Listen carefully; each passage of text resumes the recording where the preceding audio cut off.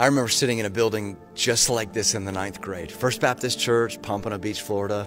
I'd just become a Christian and I was completely disoriented. I'm sitting halfway back in a pew, faking my way through the Red Pew Bible. And I remember, man, these people can sing. Of course, I had no idea what Calvary was or Mount Zion or why we needed to raise our Ebenezer. I didn't even know who he was. but these people all around me seemed to believe it, and it kept me singing. In fact, some of the most important decisions in my life happened in that room just like this. And then I went off to college and I sat in another room all through college, very similar to this, still making decisions that would change the trajectory of my life. Years later, I'm married, got 2 kids, we're starting a church, and a handful of people in our living room is how we got started. No stained glass, no pews, but there were still huge decisions happening in that little space.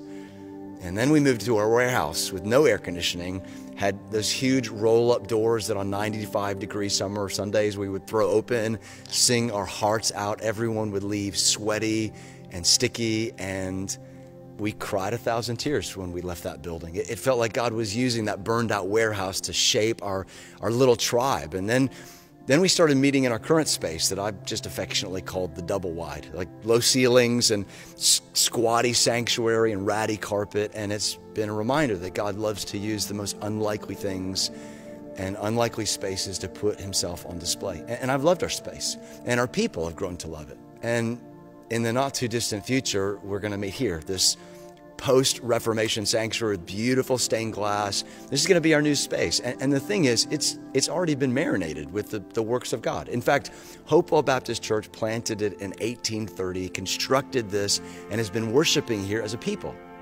And I'm just thinking about how many decisions have already been made in this space. How many people said yes to Jesus right here? How many marriages were rescued on this pew?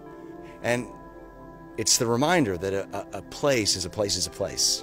It doesn't really matter where we gather and sing our songs and respond to God's Spirit over our lives. What matters is who we're doing it with and why. And the why is easy. So more people can make decisions that will completely upend everything and set them on a new path with God. And that's what's going to happen here.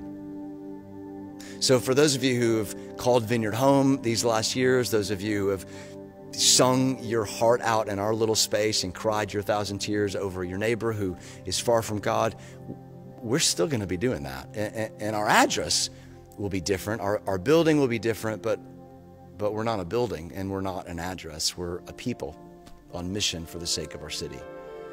Now, for those of you who aren't part of our church family, and maybe you're searching for God, searching for comfort, searching for significance, we know church can feel like a scary place. But believe it or not, we've been praying prayers with you in mind. Prayers like, God, there's some extra space in here, and we want it to be used. So would you send some people that need to be in a family? Would you bind up broken hearts in this place? Would you make your name, your fame known here? And we think God loves those kinds of prayers. So we'd love for you to join us in the future. We're not here yet, but almost. We can't wait to see you soon in this place.